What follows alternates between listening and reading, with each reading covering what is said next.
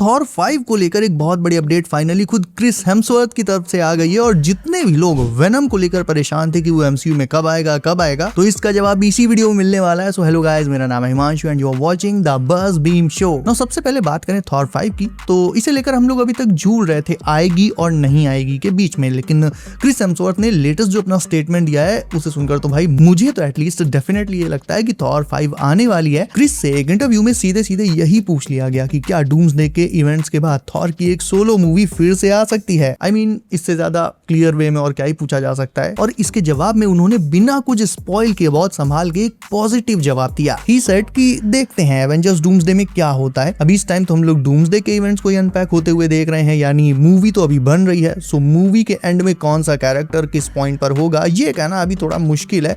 इसी वजह से एग्जैक्ट आंसर नहीं दिया जा सकता कि थॉर 5 आएगी या नहीं। डिपेंड करता है कि एवेंजर्स डूम्सडे के एंड में कौन सा हीरो किस सिचुएशन में होगा। इतना ही बोला इन्होंने और इस बात से साफ है कि डूम्सडे और सीक्रेट वॉर्स के बीच थॉर 5 आने के अच्छे खासे चांसेस हैं, क्योंकि लास्ट वीडियो मैंने तुम्हें यह भी बताया था कि लोकी उसका रोल ना सिर्फ एवेंजर्स डूम्सडे में बल्कि सीक्रेट वॉर्स में भी बहुत बड़ा होने वाला है। ऐसे में ये चीज फुल ऑन सेंस बनाती है, क्योंकि लोकी सीजन 2 में लोकी ने जो सेंचुरीज की नॉलेज इकट्ठा करी थी टाइम स्लिपिंग की मदद से, उसका अभी काफी सारा यूज होना बाकी है। सिर्फ डूम्सडे में ही लोकी आकर टपक जाए ऐसा तो नहीं होने वाला। इनफैक्ट मुझे तो यही लगता है और ये भी लगता है कि सीक्रेट वॉर्स में भी लोकी सर्वाइव कर जाएगा। मार्वल लोकी को ऑलरेडी कई बार मार चुका है, तो अब बारी किसी और की है। और क्योंकि लोकी सेफ रहेगा तो थॉर को भी वो सेफ रखेगा through out all these events. वो थॉर को अपने साइड बाय साइड लेकर चलेगा। और इन सब के ऊपर क्रिस हेम्सवर्थ खुद भी ये एक बार बोल चुके हैं कि वो उन्हें खुद लव एंड थंडर मूवी पसंद नहीं आई थी। थॉर के रोल से रिटायर होने से पहले वो फैंस को एक लास्ट सीरियस थॉर मूवी देना चाहते हैं। ये भी सुनने में आया था रिसेंटली कि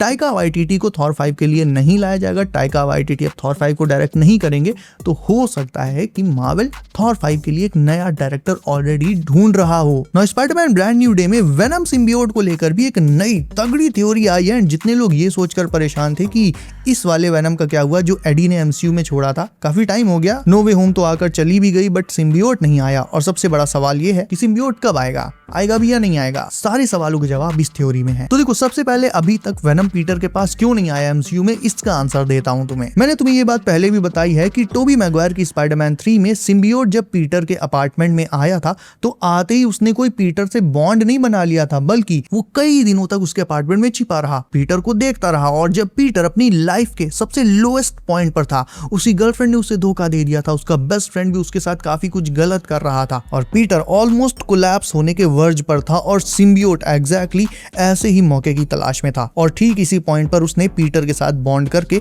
उसे अपना होस्ट बनाया, उसके गुस्से को बढ़ाया। नाउ एमसीयू में टॉम हॉलैंड का स्पाइडी अभी तक तो एक यंग एंड फन टीनेजर था जो स्पाइडरमैन होने के साथ साथ पर्सनल एंड सोशल लाइफ को भी एंजॉय करता था। बट नो वे होम के एंड में उसने सब खो दिया, अपनी फैमिली, अपनी गर्लफ्रेंड, अपना बेस्ट फ्रेंड, सबको खो चुका है वो। और ऐसे में इस टाइम अभी अपनी लाइफ में वो बिल्कुल अकेला ही, got no family, no friends at all. दुनिया भूल चुकी है कि पीटर पार्कर ही स्पाइडरमैन है। सो उसकी जो पर्सनल लाइफ है वो लगभग खत्म हो चुकी है। अब वो अब सिर्फ और सिर्फ स्पाइडरमैन है। ऐसे में यही सही टाइम है एमसीयू के सिम्बियोट के सामने आकर उसके साथ बॉन्ड बनाने का। देखो, सिम्बियोट पीटर को जानता तो है, क्योंकि जैसे ही वेनम एमसीयू में आया था और पीटर को टीवी पर देखा था तुरंत ही वो ट्रिगर हो गया था, राइट। और भले ही मेन वेनम मर चुका हो बट ये वाला चंक ये भी तो उसी का हिस्सा है ना। प्लस सारे के सारे सिम्बियोट्स, फिर चाहे वो किसी भी यूनिवर्स के हों, उन सब के माइंड्स आपस में हाइव माइंड के थ्रू कनेक्टेड रहते हैं। अगर किसी एक यूनिवर्स में वेनम को स्पाइडी ने मारा होगा तो दूसरे यूनिवर्स के वेनम को हाइव माइंड के थ्रू ये बात पता चल जाएगी। और वही दूसरा वेनम वो अगर कभी अपने यूनिवर्स के स्पाइडरमैन से टकरा गया, उसके सामने आ गया,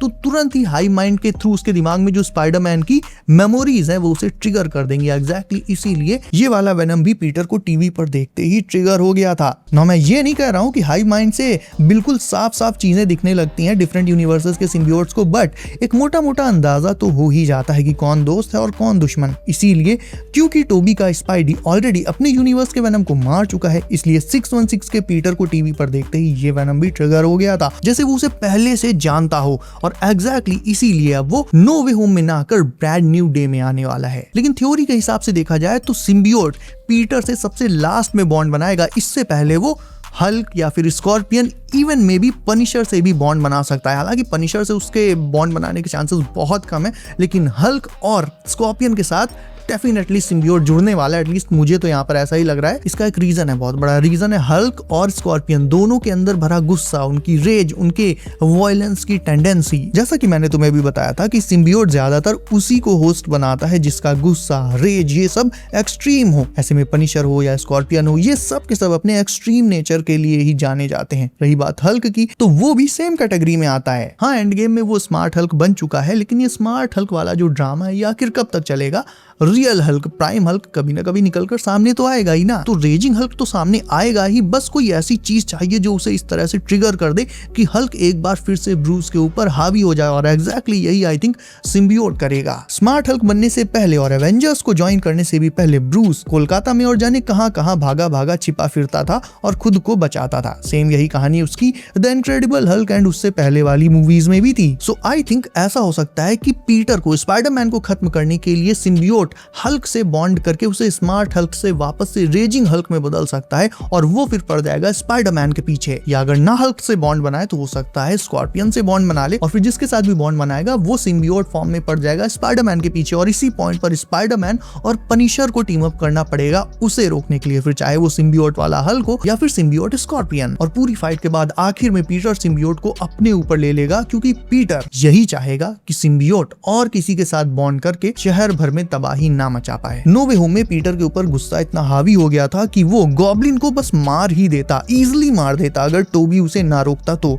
स्पाइडरमैन एक ऐसा हीरो है जो हमेशा ऑल द टाइम इवन अपने एनिमीज से लड़ते हुए भी अपने पंचेस पुल करता है, अपनी फुल स्ट्रेंथ का यूज वो नहीं करता, क्योंकि उसे पता है अगर उसने अपनी पूरी ताकत से गुस्से में कहीं फाइट के दौरान कोई अटैक कर दिया तो सामने वाले का बचना ऑलमोस्ट इम्पॉसिबल है। ये चीज मूवी से लेकर कॉमिक्स में हमने कई बार देखी है। और जब स्पाइडी बहुत ज्यादा टूट जाता है तभी फिर वो कोई ऐसा वार करता है। चाहता तो जैसे उसने एंड में गॉब्लिन को धोया था वैसे ही इस फर्स्ट फाइट में भी तो धो सकता था ना, बट तब ना ही वो इतना गुस्सा था, ना ही उसने किसी को खोया था। In fact he was just trying to help all the villains. तो मेरा पॉइंट ये है कि सिम्बियोट को अगर कोई संभाल सकता है तो वो है सिर्फ और सिर्फ पीटर, क्योंकि स्पाइडरमैन ही एक ऐसा हीरो है जो 24/7 अपने इमोशंस को चेक में रखता है। वो अपने इमोशंस को अपने ऊपर हावी नहीं होने देता। हल्क जैसा हीरो या फिर स्कॉर्पियन जैसा विलन, इनमें से अगर किसी को भी सिम्बियोट धोखे से मिल गया तो इनका आउट ऑफ कंट्रोल होना तो तय है और ऐसा कभी ना हो। इसीलिए मूवी के आखिर में हो सकता है पीटर खुद सिम्बियोट के साथ बॉन्ड बना ले ताकि सिम्बियोट किसी और के साथ बॉन्ड करके मनमानी ना कर पाए। And obviously secret Wars comics में ही पीटर को उसका सिम्बियोट सूट मिला था। सो क्योंकि डूम्सडे और सीक्रेट वॉर्स बस आने ही वाली हैं और लड़ना भी किससे है अब, खुद डॉक्टर डूम से,